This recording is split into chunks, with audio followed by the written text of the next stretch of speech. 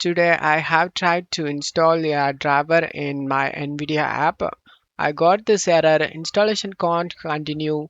Details: a system restart is required. Restart the system and try again.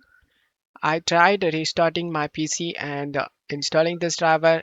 I can't install this driver. Same error pops up. To fix this, open up Chrome and search NVIDIA driver download. Select the official site. In manual driver search, you need to type a graphics card. In my case, 5080 Windows 11.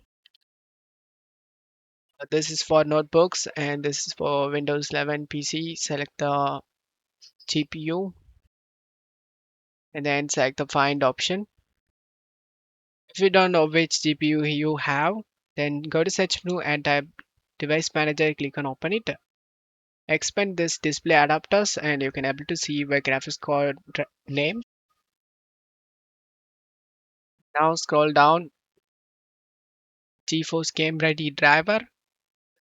Select the view option in latest and select the download option.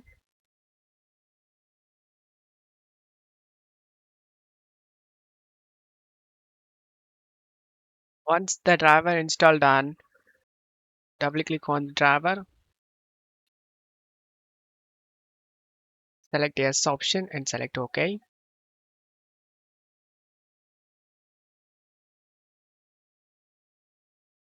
Select this NVIDIA graphics driver and select accept and continue.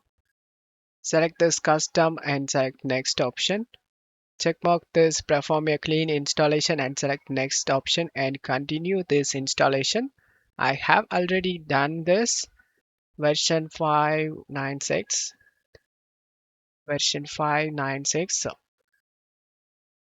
have successfully installed the latest driver and that's how I fixed this problem.